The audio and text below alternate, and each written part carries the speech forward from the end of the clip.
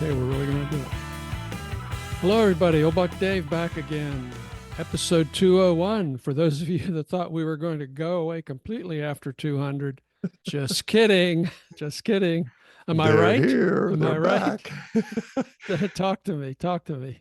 Well, this is old Buck Dell, and Oh, of Buck course, Dale, that would be. yeah, Yes. of course, old Buck Dave is introducing things, and it's funny they'll have to because we've downsized a bit. They'll might have to search for us a bit, and then there'll be others that just discover us by accident. But yeah, we're going to carry on, and this is just. To me, it's just all a milestone. It's just always fun. This is like starting all over again, only we're a little more clever. We're less careful about what we say, I guess, because we've got 200 in. So Yeah. now it's all, but these are all bonus tracks, every one of them. Right. Hey, speaking of subscribing, I just want to let everybody know that eventually our website will go away on Buzzsprout. It'll take a while. I mean, there's a couple month lag there. But so if you want to keep listening to us, make sure you subscribe. You can do it on Apple Podcasts or Spotify, Amazon Music. We're in the process now of downloading all the episodes to our YouTube channel. That would be Two Old Bucks, of course. And then there's a couple minor ones, Podchaser and Player FM. So make sure you subscribe to us on one of those. And having said that, I'll let you talk again. Well, like I said, I'm excited about. We're going to carry on, and I was glad you buzzed me today and said, "Hey, we're on. We're going live. We're lighting it. We're pulling the pin." Pulling the pin, yeah. I said, Yeah. "Let's roll." Yeah. So, hey, we got a lot of nice feedback from folks on episode 200. Even got some feedback from Ukraine, which was very nice. So there's a couple people there still listening to us, and happy for the nice things that we say about them and standing behind them. Speaking of that, hey, did you see the latest invasion? no. Russia has been invaded. First time since World War II. Now this is a week or two old, of course, but yeah. So best of luck to the invaders. See how the Ruskies like it. See how Putin likes it, huh? I wonder if I know a lot of people are directly impacted by this. I mean, the bullets are flying at them, but those of us speaking from a different vantage point of safety and can speculate on what it's like on the ground. I mean, to me, that was a little bit bizarre. I didn't quite figure out the strategy there, or the logistics it would take to pull that off. But I mean, the world is just, I don't know. It's just it's like that game where you stack all the wood. What's the name of that game? You know what I'm talking about. I know the one you mean, and you pull one out at a time. Yeah, you pull them out. It's like we're pulling this stuff out one at a time. Boy, isn't that the truth? Yeah. A little war here, a little something there. This is not going on there. I mean, you're just waiting for someone to pull the wrong one, and this whole thing comes crashing down, and we find ourselves more involved than we wanted to be. So yeah, well, that's a cheerful note. Oh, I mean, it's to me, I think it's just reality. But I know. I mean, I'm rooting for those guys. I sometimes put myself in their place, like the guy riding on the gun barrel. Did you see that, Dave? Yeah. I'm thinking it's almost like a suicide mission, but they're fighting for survival. They sure are. And when someone has nothing to lose, they are dangerous. Dangerous. That's right. Yeah. So, oh, by the way, Paul Treguet and his wife Annie, she had mentioned that they were going to do another medical mission to Ukraine. I believe they're on their way now. He sent me a picture. They bought a used station wagon so that they could get more stuff in the car. And so they are, and he showed me a picture of it stacked to the gills with medical supplies for Ukraine. So I think they're on the way now. So I wonder if anybody can picture that. Picture you in your little station wagon. You're as a humankind gesture. It's packed to the gills with bandages and small little sutures, maybe a hypodermic needle or something like that, and you're going to deliver it literally right to the medics up front that need that. I mean, there's a place in heaven for those guys. Absolutely. Absolutely. Absolutely. Yeah. So what else is going on So here? on my bizarre little world here that I'm in this morning, I preoccupied myself with a watch. We've talked about this before, but I think there must be a name for this. Is this for this fetish that you have? I don't know what you'd call it. There must watches? be a name. I don't like watches that don't work. I mean, I met another man who has clocks. He liked clocks, fancy clocks, all kind of stuff. They just want them to work. If you're going to have a clock on the wall, they want it to work. Sure. So I have this thing, and I had a little digital watch that I use for painting. It's my painting. Your painting watch. Yeah, my painting digital watch when I'm doing something really messy, and I don't want to get paint all over the, a nice watch. A nice watch, yeah. I mean, the other alternative is nice watches, and there's not wear a watch, watches, all of which tell time. Okay. You could always not wear a watch while you paint. I could do that too. Then you wouldn't know how long you've painted, right? Yes. Yes. So, oh well. So I'm playing with it, and I've taken it apart, and I got a battery for it, which was fun because then I learned about batteries, like a battery whose number is 2032 and a battery whose number 2025. It's almost identical in size, except capacity is different and thickness is different by 0.5 millimeter. That's pretty small. That's enough to sometimes mess you up. Yeah. So I'm learning all this stuff. I'm playing with it. I got my multimeter out. I'm checking battery and so on and so forth. Yeah. So, and these tiny little screws, I'm talking tiny little screws, like the head of a pin or smaller. So I take it apart. I'm ready to put another battery in it, and I check it, and I said the battery checks good. So I put it all back together, and it's working. And I come back 2 hours later, and it's not working. Oh. So blood pressure jumps up 10 points, and anyhow, I'll take it apart again. And if it doesn't work this time, I don't even think I'm going to try a battery, because I don't think it'll make a difference. It will become part of the parts department. Hey, you being a watchaholic, maybe you could help me out here. In this hot weather, I've been doing mall walking for my exercise. Okay. Yeah. And I noticed there's this store at the mall where all they sell is these gaudy watches, and I can't remember the name of it anyway. But they've got this sign that says, "Buy 2, get 6." Why would you do that? Why would you buy 6 watches? I mean, how many places can you hang them on your body? Well, I think the place you're talking about is called Invicta. Is it not Invicta? That might be it. Yeah, it's got a kind of a funny. Yeah, they're like real gaudy, big honking faces, and these watches do not appeal to me whatsoever. Mainly because I can't wear anything that big, but they are huge. Yeah, that's the ones. They probably. I mean, they have large faces and very. What gaudy is a word I agree with that word, but it's all kind of little things on it that turn, and little knobs and dials and numbers and big funny looking hands and so on and so forth. Yeah. So the people that actually, I hardly see too many people wearing them, but a lot of people collect them. These are the same people that buy NFT art.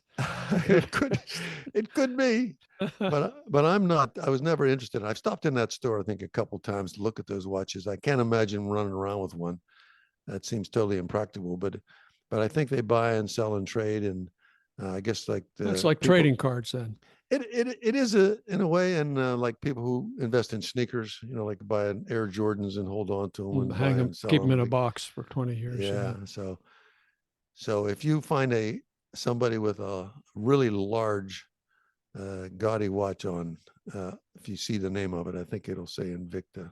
All right, I'm going to look for that the next time I'm actually going to stop at the store. It's not our style, I can tell you that. You nor me. Not our style. Yeah.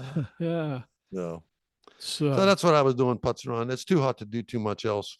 Everything else is sort of under control. I just staying out of the sun. Yeah. It happened to me yesterday, speaking of staying out of the sun or not. We've got at the entrance to our development here, we've got a big old palm tree that's dead. All right, it's brown leaves, and my neighbor saw my wife, and he says, "Hey, get Dave out here to help me. He's taking this thing down. All right." And he says, I need somebody, be a spotter, keep watch, if the tree falls on me, you can call 911, that sort of thing. Like, okay. And Okay, hold that story right there. Let me all right, let me add a little color to that. sure. This is a man who has a chainsaw. He has two chainsaws with him. Yeah. Okay, he has two chainsaws. He doesn't have a big clam bucket and a truck and a couple of This is a neighbor. This is just a neighbor. Okay, so I'm ruling out his doesn't have a front end loader, doesn't Nothing. have a big clam bucket or truck, No, no. and the palm tree is about what 12, 15 feet high, or Oh, it's at least 15, maybe 20. okay, Let's put it this way. It's way bigger than he thought it was. He says it looked a lot smaller when it was up in the air. but the girth, the width of it maybe is 15, Uh, 15 inches at the yeah, base. yeah, that's probably right. 15, 18 inches. Yeah. You did not see a red flag with this? Well, it was kind of spooky. And So so tell me what happened. he's notching it on the one side Uh-huh. because he wants to make it fall. If it falls the wrong way, it's going to come down on the gate, or it's going to come Oh, down on the wall, or it's going to come down on the light standards there. So it's he's going to got do a lot of damage if it does it's that going to do because a it's lot a of heavy damage. Yeah. tree. So Right. he's got this sucker notched, so it's going to fall this particular way between two of these objects. Unfortunately, the wind is blowing in the other direction. So it's he takes another chunk of notch out, and it starts swaying a little bit that way, and then it sways further in the other direction. The wind. It's like, oh my God. And then he said to me, "Look, you're going to have to direct traffic here. Don't let anybody come by here while I'm doing this." So we opened both of the gates, and I'm directing people to go in the one gate where it's too far away for any damage to happen. All right. Mm-hmm. So I turn my back, and a neighbor comes roaring down the road, and he stops right in the worst place to stop. And I'm saying, go, go, go. And the other guys go, we're waving our hands, go, go, go. Of course, this guy, he's curious, like, what's going on here? What's going on? Oh my. Like, just go, just go. So we finally convince him to get the hell out of there. And 15 seconds later, whoop, the tree comes down. And That's a, fortunately, it did come down in the right place, exactly where he wanted it. Of course, it's across the road. Now we got to get it off the road. And it's a big honk of tree. Gone through two batteries, so he's got one battery left. oh, it's electric saw. Electric. And he got another chunk off, cut through another chunk that was just big enough that we could oomph it and kick it and get it off the road, get that piece off the road. And he said, you know how badly I misjudged this? He said, when I was looking up at this thing, I thought, well, I'll just take the top of that and put it in my trash can. No Like, way. no, That's heavy. That's heavy, heavy it's stuff. huge. It's huge and heavy. Yeah. Yeah, it's incredibly heavy. A palm tree is a very deceiving thing. It got that little fluff on top and it blows nicely in the wind. But when it comes down, it comes down with a real thud. As soon as you said that, I said, we have palm trees down here all the time, and we can't cut them up because we can't lift them. We can't move them. Yeah. I mean, they're impossible to take a 3-foot piece that's 12 inches wide. Well, that's what we still have to do yet. So I'm sure we're Use a waiting for the dolly or weather to that's be what I said. cool or dry. Does he have a front end loader? No. He Does he have a big still snow? doesn't. No, still doesn't. There you go. Yeah. Oh, live and learn. That could have Live been and a learn. disaster, but That could have fortunately been it worked. yeah. Speaking of disasters, I do have a public safety announcement. Oh. Oh, which you already know about. Oh, you're talking about that. Oh, yeah. Let everybody know to be careful with that one. Yeah, this was spooky. This was real. So I was sort of been last Saturday. Wanted to grill some burgers out, and we've got a built-in grill out in the lanai with 3 burners. So I say, I only need one burner. I'm going to use the burner on the right. and I put a little grill pad on so the stuff doesn't drip onto the elements. It's a gas, it's natural gas fired. So I light that burner and I'm waiting and waiting. I'll put some burgers on. They're not really cooking that fast. Okay. It's like, what's going on? This is really slow. And I stick my head in there. And well, first of all, I see some smoke, some fumes coming up out of the back of the grill. And I'm thinking, well, okay, I haven't used it for a while. Maybe there's some old grease that's burning off. And then it had a funky smell. And I thought, that's really strange.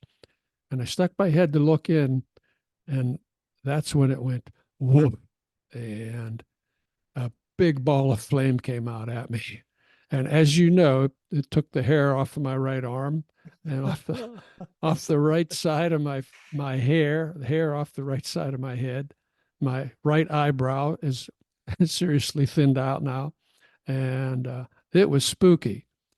And now I got this big fire going.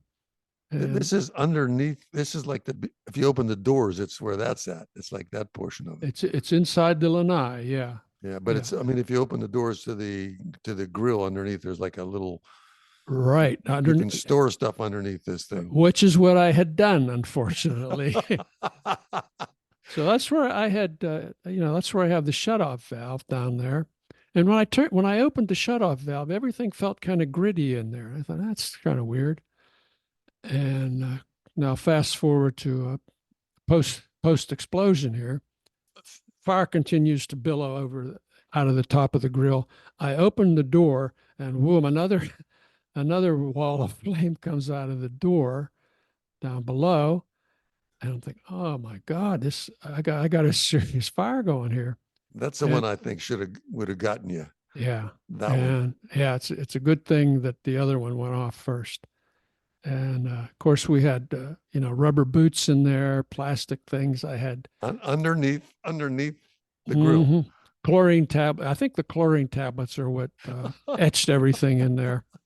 And so I've got a little pitcher there in the sink, and I'm putting water in the pitcher, and I'm throwing it onto this thing to try to get the flames down. And fortunately, my wife's a lot smarter than I am. She came running out. She said, "There's a pool full of water right here," and she gave me a big bucket. I did a couple bucket loads, and I got the fire down small enough that I was able to reach my hand and turn the valve off underneath. Of course, then I still had the remains of the fire going, the plastic and the rubber and everything. Eventually got that out.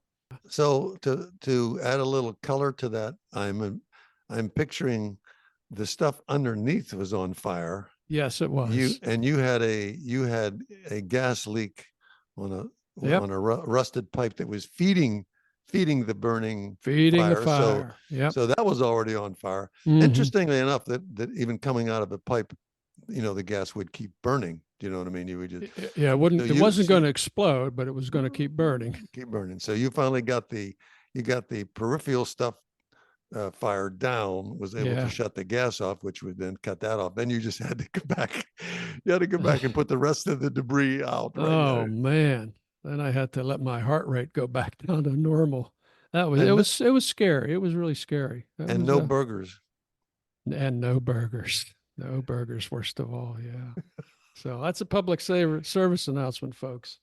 Be careful with your gas and propane grills. Yeah, check your pipes before you fire it up after leaving it for a few months. I mean, all the old bucks can relate to the ladder stories and things like that. I mean, we're not exceptional in that sense. Things happen to us, but as we tell them, we're chuckling because we survived it. Yeah. You know what I mean? Yeah, it wasn't funny at the time. Yeah, it's not funny at the time, and it's always that close to being a hospital visit with third-degree burns and something like that. And you're thinking, oh my. So be careful out there, folks. All you listeners out there playing with fire or anything, we always want you to be well enough to tune into the old bucks. So hey, and now for something completely different. I am going to read us another short story. I haven't done this for a while. But I thought, well, okay, we're kind of in free form now. And Let me throw another story in here into the mix because we've always gotten good feedback on the stories that we've read. So anyway, this story is called All Ahead of Them by Tobias Wolff. If you recall in episode, it was season 2, episode 40 on October 7th, 2021. I got this written down. I read Bullet in the Brain, and we're still getting downloads on that. And it's actually our second highest story downloads after the one that I read called The Quiet by Carrie Davies, and that was in May 25th, 2021.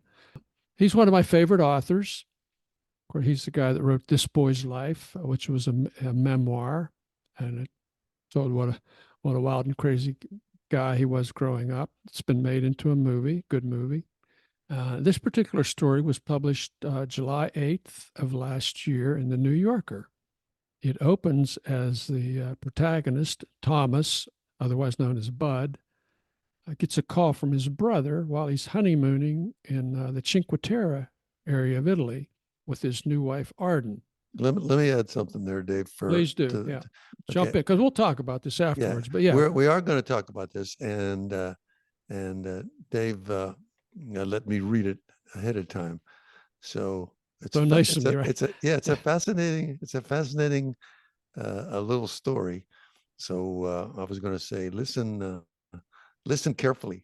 Listen carefully, yeah. And then you can listen for the cues. chime in too, but you can yeah, write we'd love to hear your feedback on what you think of the story. Yeah, because the other short stories we've got some good feedback on. Every now and then something just catches his eye or our eye. Yeah, Look at this, and we laugh. So okay, well, back to where we were. Sorry. Okay, this is All Ahead of Them by Tobias Wolff. It's all a misunderstanding, he said. I'm just on my way somewhere. I'll call you later, okay? His mouth was so dry he could hardly get the words out, and he heard the strain in his brother's voice as they said their goodbyes. He closed the phone and laid it on the bedside table. The French doors were open, and he could see a slice of the harbor above the balcony railing. The mattress squeaked as he rocked to his feet. He walked outside and stood at the railing. He wanted a cigarette, but he'd promised to quit after the wedding, and had managed to keep his word so far, despite the half-full pack of jetons forgotten by a previous guest in the bottom drawer of the dresser. Late sunlight glittered on the water and brightened the hulls of the boats in the marina. A pair of paisley pajama bottoms hung from a clothesline on the roof across the street, the legs dancing madly in the gusty breeze. He and Arden had laughed at the spectacle barely an hour ago. Now he found it unsettling, humanly desperate. He had understood, even as he had used the word, quote, misunderstanding, always mealy on the tongue, always prelude to an alibi, that there had been no misunderstanding, which meant that his wife of 6 days was a liar and a thief. Well. A vein throbbed in his forehead. His tongue felt gritty. He lowered himself onto one of the deck chairs and drank from the glass of water he'd left on his guidebook. The ice had melted, leaving a metallic taste. The cover of the guidebook was damp from the sweating glass. He wiped it on his pant leg and opened to the page he'd been reading. A few moments later, he shut the book. The words were swimming on the page. He lowered the back of the chair and closed his eyes, hoping to calm himself. But instead, he saw himself from a distance, striking this easy pose, performing relaxation. For whom? For himself, to demonstrate how little shaken he was? The sense of being ridiculous made him sit forward sullenly, legs on either side of the chair. A motorino whined in the street below. Minutes ago, before the call, he had been planning tomorrow's walk to Vernazza. It was what he and Arden had come here to do, hike the cliffside trails from village to village, and he had almost lost himself in plotting their route, looking for good beaches, picking likely restaurants. He'd been able to make love that morning for the first time since the wedding, and could just begin to contemplate the week to come without a cramp of dread.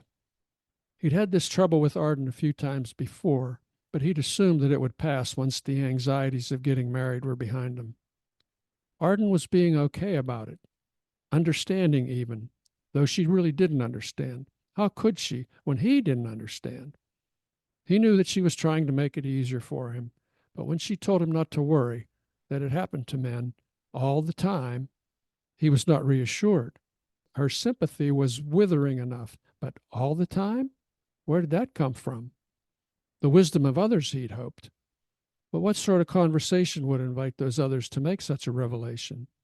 Would he himself become fodder for sharing over drinks on some girl's night out or during one of Arden's cooking classes? The very thought of it unmanned him. Arden hadn't given up, but in her attempts to rouse him, he had begun to suspect something beyond concern, even beyond impatience, boredom. It's okay, Bud, she'd said last night when all had failed. Let's get some sleep. His name was Thomas, and he liked to think of himself as Thomas, but everyone called him Bud. Not even Tom, just Bud, ever since he was a baby, apparently because an aunt of his had said he looked just like a bud in his little green onesie. The nickname had begun to grate as time went on, especially from people who didn't know him well, as if they'd call him Mac or Pal. Though he knew they didn't mean to presume, it affected him that way. Arden could imbue the name with tenderness, but she could also, as on the night before, sound like a stranger turning down the offer of a drink. Arden wasn't her real name. She'd created it by flipping her given name backwards. She'd been named after her father's mother, Nidra, who'd been sentenced to 25 years in prison for selling marijuana to other teachers in the Buffalo High School where she taught music. This was back in the 70s under the Rockefeller laws. She had hanged herself in her cell after 3 years. A beautiful woman, everyone said, a talented pianist and singer. Arden's father had been a young boy when Nidra was taken away and never got over it. Above the fireplace, he kept an oil portrait of her, copied at some expense from a photograph. He still couldn't talk about her without getting choked up. So they had this in common, Arden and Bud, both of them known by names that weren't really theirs, though of course he'd been saddled with his, and she had chosen hers. He didn't blame her. Arden was a beautiful name, a poetic name. In fact, he had been interested in her even before they met, just from hearing some mutual friends talk about her. And when those friends brought them together for dinner, she somehow was Arden, willowy, formal, old-fashioned, in a crushed velvet dress and high boots, her heart-shaped face framed by strands of dark hair that kept escaping from the bun she wore. She had an air of innocence and sincerity that touched him. She seemed unworldly, more spirit than flesh, and he still found himself hesitant to approach her, to take her, afraid of seeming crass, hungry, merely carnal. He was careful with Arden, slow, gentle, but afterward he sometimes sensed a disappointment in her that made him feel rough and clumsy. Arden's change of name had hurt her father, who still insisted on calling her Nidra, even despite the pleas of his daughter and his wife when giving his meandering, tearful toast at the wedding reception.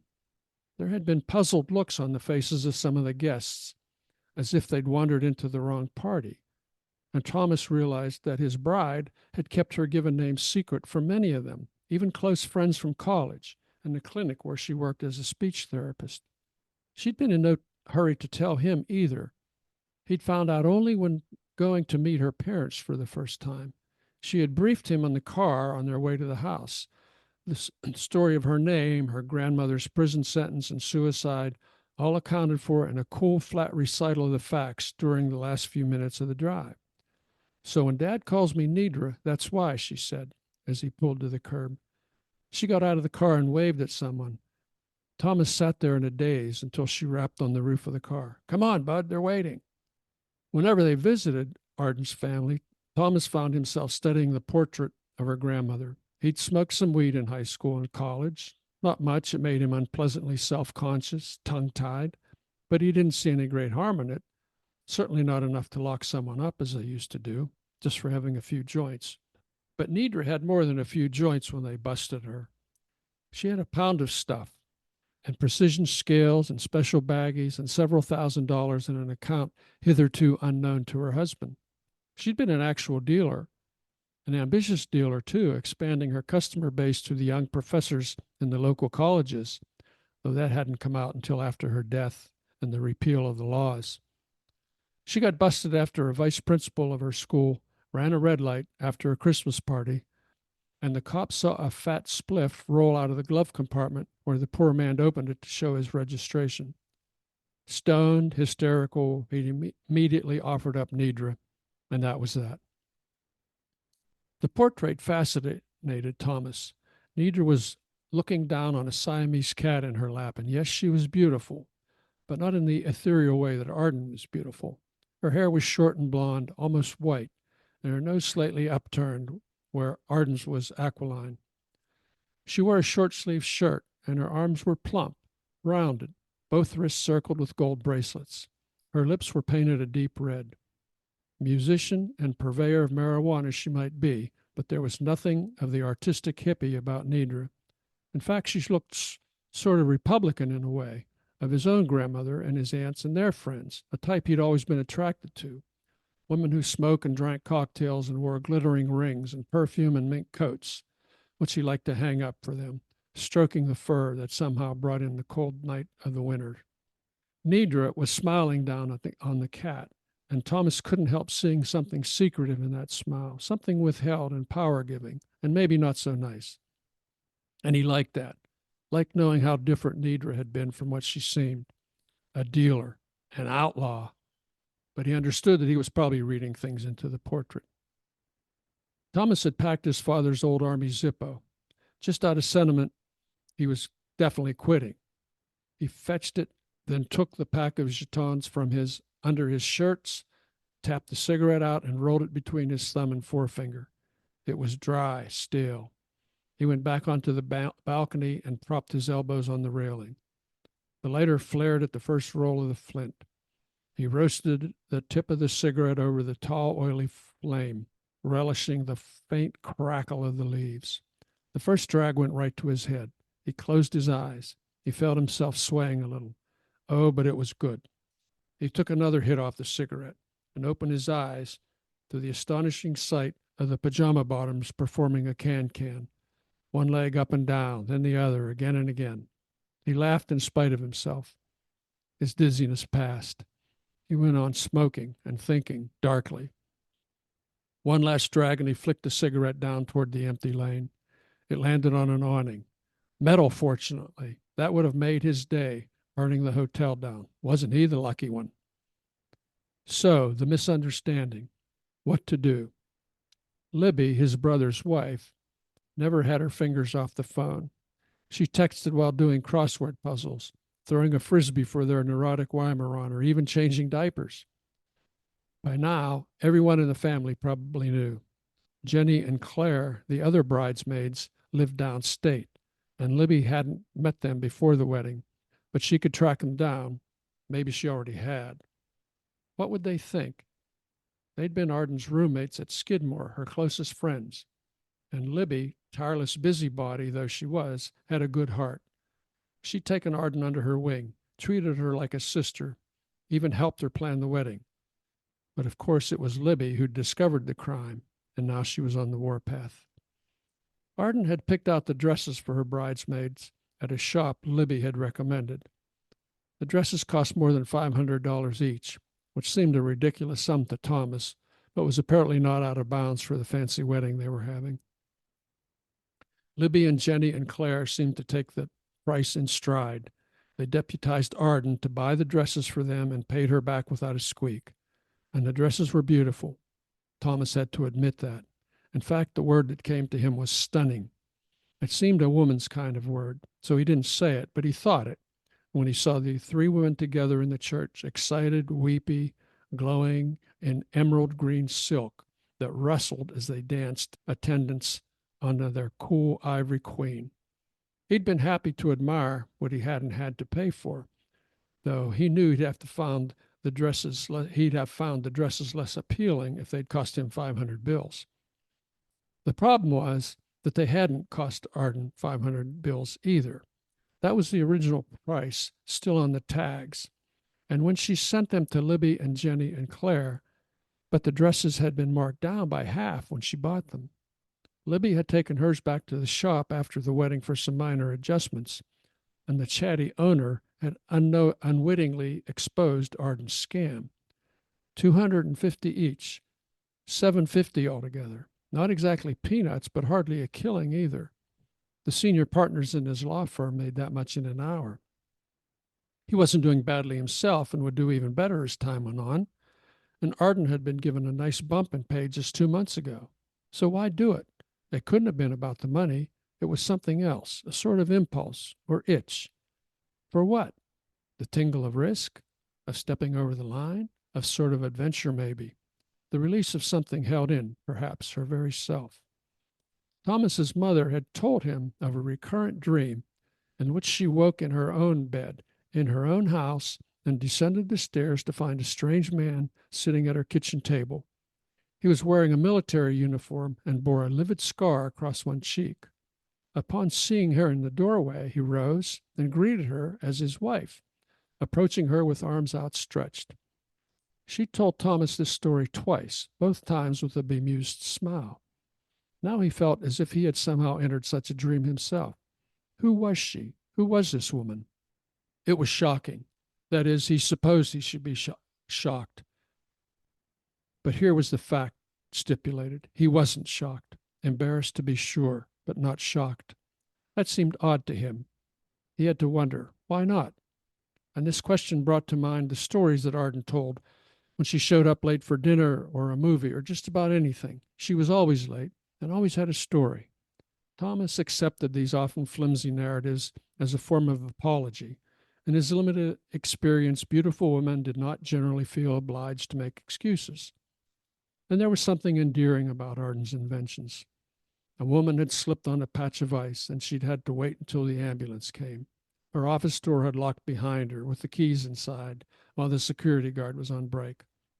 One night, having kept Thomas pacing outside a concert hall for more than half an hour, she told him she'd have to give a client a ride home because his car had been stolen from the clinic lot.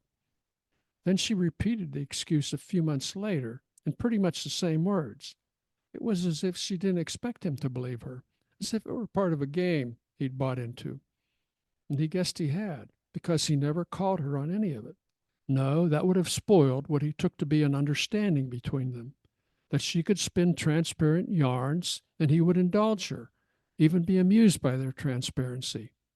The arrangement afforded him the pleasure of a silent paternal chuckle while keeping things honest between them, with Arden weaving her tales and knowing as she did so that he understood them to be concoctions and would forgive her little deceptions in light of her willingness to offer him alibis. Or so he'd imagined. But what if he'd been wrong? What if she thought that he believed her? Thomas shook out another cigarette and let it dangle unlit from the corner of his mouth. The breeze was dying, the sky darkening into evening. The pajama legs hung listless from the line now, giving little ripple, as if any, in a faint memory of the dance they'd performed. Could she actually think he was buying her stories?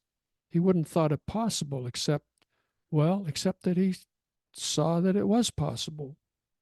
There was the night in April when she got her raise and insisted on taking him to dinner at Bistro Claude. Flushed with the praise she'd received from the clinic's director, she was unusually, indelicately hungry. She kept the waitress running for this dish and that dish, a demi of Bordeaux to follow the bottle they'd drunk, dessert, coffee, brandy. He'd never seen her so voracious. They had left the restaurant and were about to cross the street when their waitress came running out and called to them. She stopped. They stopped. It was cold, and the waitress, in a white silk blouse, hugged herself as she came toward them. Was there something wrong with the service, she asked. Her eyes were on Arden, her face pallid against the streetlight. Was the service not up to your standard? The service was fine, Arden said. So, fine is not worth a tip? Arden turned to Thomas. You didn't leave the tip? No, I thought. He shook his head. My fault. What was the bill? The waitress named the sum, and Thomas gave her a couple 20s, almost 30%. She took them without a word and returned to the restaurant. I thought you left the tip, Arden said, looking straight at him. Doesn't the man always do that? He had believed her, or at least had managed to think he believed her. So why did the night come back to him so vividly now? There was something there that didn't make sense, that he'd skated over, let go, given how easy and sure she'd been, as if the mistake really had been his. But when she'd paid the bill, she hadn't told him what it came to. So how could he have known what the tip should be? It was of a piece with this dress business, and when you got right down to it, with certain other things. The handicapped parking sticker she'd somehow managed to get her hands on, the years overdue library books, little things, nothing much by themselves, but making sort of a rhyme when you put them together. Thomas was not shocked, or in fact surprised. He was even a little relieved, strange as that seemed. He understood that he must have known all along. Now he was free of the work of pretending to himself that he didn't know. So, how to explain this dress business? Because it was up to him to produce an explanation, and in such a way that the matter would be put to rest, and in a way that left Arden unaware that she'd been found out, so that she would not avoid his family or feel awkward in their presence. And she must not know that he had handled it, that he knew. She would never forgive him for knowing. He could not risk losing her. He had pledged himself, and not only in the words of the ceremony. When he'd first met Arden, she was engaged to an art dealer, a rich man, Austrian. She had thrown all the calculation aside in leaving him for Thomas, a fledgling lawyer, a formal social worker, and married him.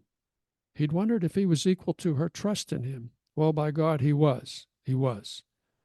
He would come up with a story for Libby and the others. He could say that he himself had picked up the dresses and forgotten to mention the sale to Arden, that she had billed them according to the price still indicated on the tags. Okay, not that story, maybe, but something like that, that at least had a decent possibility of being true. Whatever he came up with would be supported by the evidence of the money he'd send them. And of course, he would beg them not to mention his embarrassing mistake to Arden.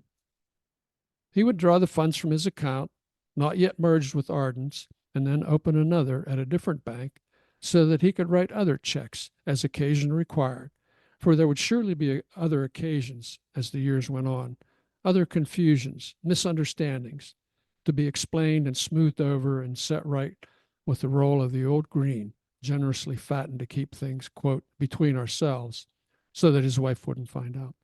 The mistake would be his, always his. He could see the two of them years from now sitting in the stands of some middle school gymnasium while their son ran up and down the court on skinny legs or their daughter's choir sang inspirational songs.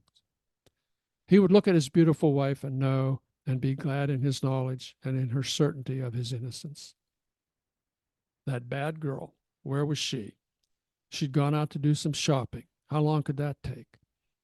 He took the cigarette from his lips, held it over the railing as if to drop it, and then lit it. He paced the balcony and smoked. Nidra would come back laden with packages. She would model the clothes for him, changing in front of him, taking things off, bending over as he watched. He would demand it.